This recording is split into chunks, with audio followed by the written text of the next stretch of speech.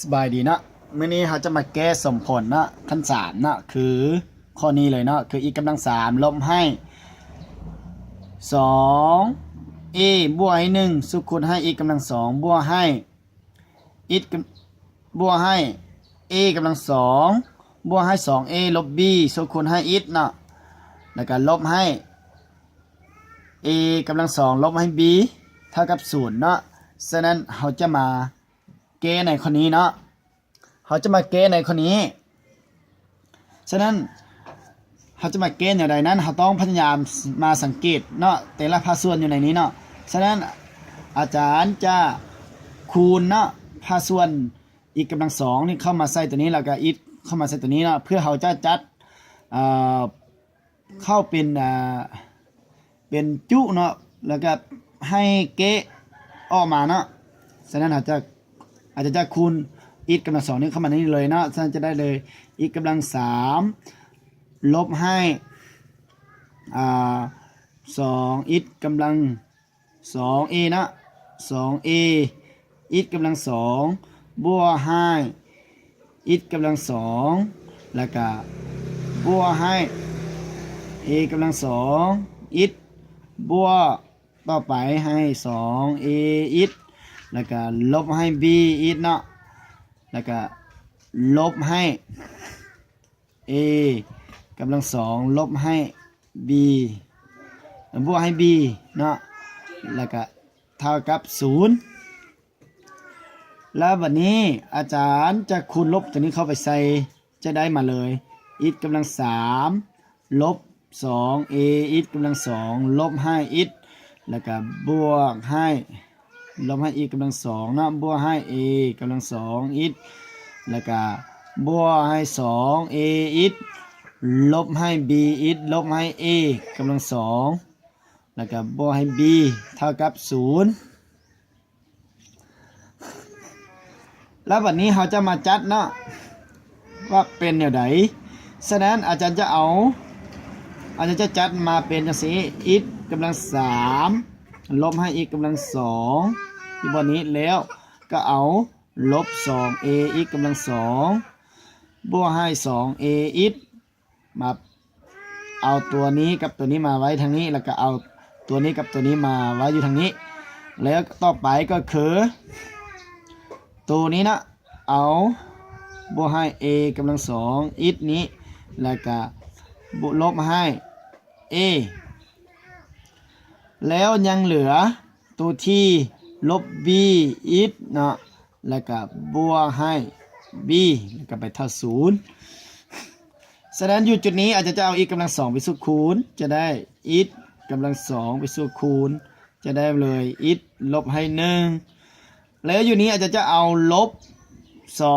2อยู่นี้อาจจะเอาลบอาจจะเอาลบ 2a อีกไปสู่คูณแล้วจะได้อีกลบให้1เนาะ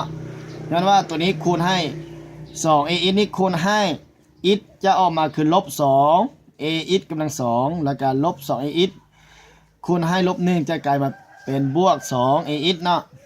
แล้วต่อไปบวกให้ตัวนี้เป็น a กำลัง2นะแล้วก็มาบวกให้ a กำลัง2สุขคูณให้อีกลบให้1ต่อไปอยู่นี้จะเอาลบ b ไปสุขคูณจะได้ลบ b ไปสุขคูณแล้วเอาลบ b ไปสุขคูณแล้วจะได้อีกลบให้1เนาะนั่นว่าลบ b คูณให้อีกกลายเป็นลบ b อีกลบ b คูณให้ลบ1กลายมาเป็นบวก b เนาะแล้วก็เท่า0เลยเนาะแล้วก็เท่า0ไปแล้วบัดนี้เฮามาสังเกตเบิ่งนะเห็นว่าอยู่นี้มีอีกลบ1อยู่นี้ก็อีกลบ1อยู่นี้ก็อีกลบ1อีกลบ1เนาะฉะนั้นเอามาเป็นสูตรคูณทางนอกเลยอีกลบ1สูตรคูณให้อีกกำลัง2แล้วก็ลบให้ 2a อีกเนาะแล้วตัวนี้เด้จะไปบวกให้ a กำลัง2แล้วยังเหลือลบ b นี่ได้มาเลยเนาะแล้วไปเท่าให้0แล้วบัดนี้เฮามาสังเกตเบิ่งเลยอยู่จุดนี้นะอยู่จุดนี้นะ คือตัวนี้เนาะคือตัวนี้สามารถแยกเป็นสามารถเอาเข้ามาเป็นรูปร่างของเอกผล a ลบ b ทั้งหมดกำลังสองเนาะตัวนี้เนาะฉะนั้นเราสามารถเขียนได้มาเลยอิฐลบให้1สุคูณให้อิฐลบ a เนาะทั้งหมดกำลังสองแล้วไปลบให้ b แล้วก็เอาวงขอใส่เท่ากับ0แล้วแบบนี้ถ้ามาแบบนี้แล้วเราก็มาศึกษาเบื้องว่าอยู่นี้เราพยายามผันเปลี่ยนให้ตกในสูตรเอกผลคือ a กำลังสองลบไม่ b กำลังสองฉะนั้นอิฐลบ a นี้ถือเป็น a กำลังสองเนาะแล้วยังเหลือขาด b กำลังสองเนาะฉะนั้นเราต้องไปเปลี่ยนอยู่บนนี้คือจะได้อิฐลบให้1แล้วสุคูณให้อิฐลบ a ทั้งหมดกำลังสองลบให้ b กำลังสองฉะนั้นอยู่บนนี้เขาจะผันเปลี่ยนได้ไหนฉะนั้นเราต้องเปิดวงเล็บและแกนโยก5 ขั้น 2ใส่เป็น b แล้วโยกกำลังสองใส่เนาะแล้วก็เอาวงขอใส่เท่ากับ0ฉะนั้นอยู่ในนี้จะตกในรูปร่างของ a กำลัง2ลบให้ b กำลัง2เท่ากับ a ลบ b คูณให้สุคูณให้ a บวก b เนาะสำหรับอยู่บนในนี้เนาะฉะนั้นจะได้มาเลยอิฐลบให้1แล้วก็สุคูณให้อิฐลบ a ลบให้5 ขั้น 2ของ b เนาะและสุคูณต่อไปอิฐลบ a บวกให้5 ขั้น 2ของ b แล้วไปเท่ากับ0นั่นเองเนาะฉะนั้นการแก้สมผลเนาะต้องเอาแต่ละสุคูณนี้เท่ากับ0ไปเนาะได้เลยเอาได้แบบนี้นะเอาได้อิฐลบ1นี้เท่า0แล้วก็อิฐลบ a ลบ5 ขั้น 2ของ b นี้เท่า0แล้วก็ต่อมาก็คืออิฐลบ a บวกให้5 ขั้น 2ของ b นี้เท่ากับ0แล้วเราก็ได้เลยอิฐเท่ากับ1อิฐลบ1เท่า0แล้วจะได้อิฐเท่ากับ1เลยย้อนว่าเอาลบ1ย้ายไปเนาะกลายเป็นบวก1แล้วก็ต่อไปจะได้อิฐตัวที่2ก็คืออยู่นี้คือจะถอนเอา a เนาะฉะนั้นอยู่นี้ลบ a จะได้กลายมาเป็นบวก a อยู่นี้ลบ5 ขั้น 2ของ b จะกลายมาเป็นบวก5 ขั้น 2ของ b และต่อไปก็ถอนได้มาอิฐตัวที่3เท่าไปลบ a กลับมาบวก a นะถ้ามาคือบวก a แล้วอยู่นี้คือลบ5 ขั้น 2ของ b จะกลายมาเป็นลบ5 ขั้น 2ของ b เนาะฉะนั้นเราต้องมาเบิ่งอยู่นี้แล้วเงื่อนไขของข้อนี้เนาะค่าของ b เนาะค่าของ b ค่าของ b นี้ต้องใหญ่กว่า0จะสามารถแก้ได้เนาะอยู่ในข้อนี้เนาะ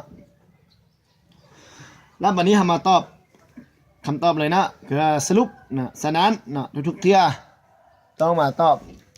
นะฉะนั้นs เท่าไปเลยฉะนั้นเราต้องไปวิเคราะห์เนาะแล้วก็ต่อไปนะฉะนั้น s เนื้อกลุ่มใจผลของมันคือ1ต่อไปก็คือ a บวกให้5 ขั้น 2ของ b แล้วก็ a ลบ5 ขั้น 2ของ b เนาะอันนี้ก็คือคำตอบของสมผลข้อนี้เลยเนาะง่ายๆสำนี้เนาะฉะนั้นพยายามศึกษาหลายๆเนาะในการแก้คือข้อนี้คือเขาต้องคิดหาเอกผลตลอดเนาะหรือในการแยกสุคูณอยู่เสมอเนาะเอาเข้าใจเนาะสำหรับน้องใดบ่เข้าใจเนาะสามารถถามได้เด้อเด็กคือการแก้เนาะทีละเอียดเนาะนี่เนาะ